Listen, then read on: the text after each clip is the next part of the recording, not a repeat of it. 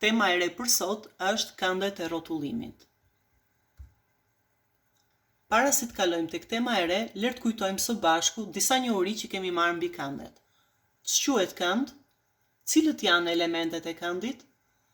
Cila është njësia baze e matjes së këndit? Si quhet mjeti që përdoret për matjen e këndeve? Sa është masa e këndit të plot? Sa është masa e këndit të shtrirë?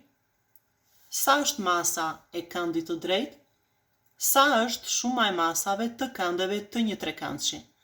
Sa është shuma e masave të këndeve të një katërkëndshi? A mund të ketë trekëndshi këndgjar një kënd të drejtë? A ekziston trekëndshi kënd drejtë me dy kënde të drejtë? Sa është masa e këndeve në trekëndshin barabrinjës? Në trekëndshin dy brinjishëm, a mundet që këndi në bazë të jetë kënd i gjerë? Përgjigjet e këtyre pyetjeve do t'i plotësoni në fletoren e klasës. Kalojmë tek tema e re. Thamë që do të flasim për këndet e rrotullimit.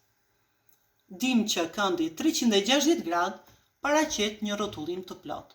Kështu, nëse një figurë rrotullohet me 360 gradë, në fund të rrotullimit ajo do të ketë arritur përsëri në pozicionin fillestar. Vini re se si rrotullohet drejtkëndshi rreth pozicionit fillestar në këto rrotullim rreth pikës A.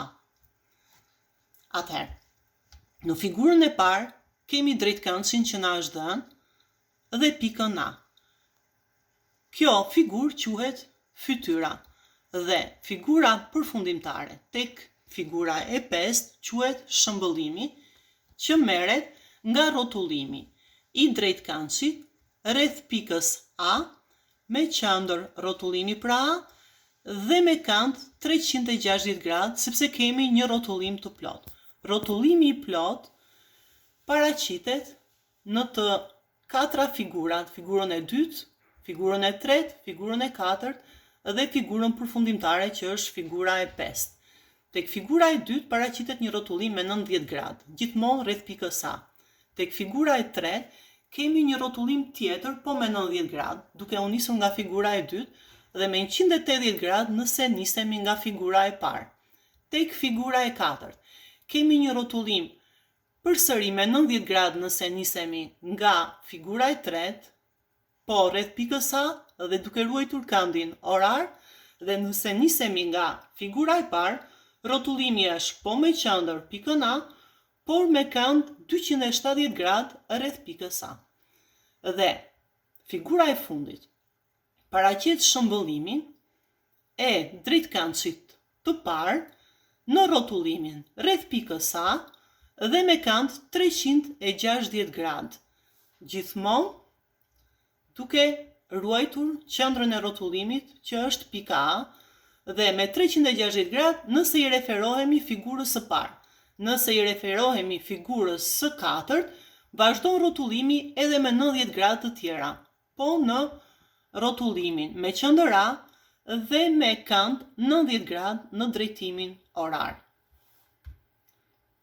Ju mund të rrotulloni një figurë edhe me një kënd që mund të jetë më i vogël se 360 gradë.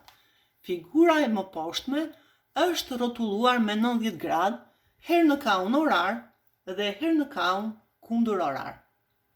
Tek figura e parë jepet rrotullimi në kahun kundër orar, ndërsa tek figura e dytë jepet rrotullimi në kahun orar po me 90 gradë. Shohim pak tek figura e parë.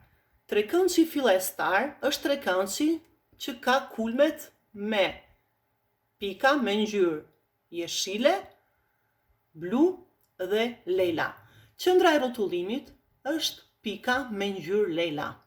Vëmë re që gjatë rrotullimit me 90 gradë në drejtimin kundër orar do të ndryshojnë pozicionet pika me ngjyrë blu dhe pika me ngjyrë të gjelbër, ndërsa pika me ngjyrë lejla që shërben si qendër rrotullimi nuk e ndryshon pozicionin e saj. Pra, qendra e rrotullimit do të ketë si shëmbëllim vetveten. Fytyra në këtë rast pra është trekëndshi me brinj ngjyrë blu dhe shëmbëllimi është trekëndshi me brinj ngjyrë të kuqe. Në të njëjtën mënyrë, marrim shëmbëllimin edhe në rrotullimin e dytë. Kemi përsëri të njëjtin trekëndësh, por në këtë rast rrotullimi do të jetë po me 90 gradë, por në kahun orar dhe me qendër rrotullimi po me pikën Leila. Atëherë, duke u bazuar tek njohuritë që morëm, do të provoni veten duke u dhënë përgjigje pyetjeve të mëposhtme.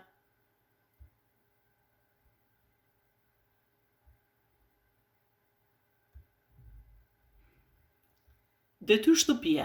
Do të merrni ushtrimin 1, faqja 104 te libri i nxënësit, edhe do ta punoni në fletoren e detyrave të shtëpisë. Gjithashtu do të plotësoni faqen 62 në fletoren e punës. Ju uroj punë të mbarë.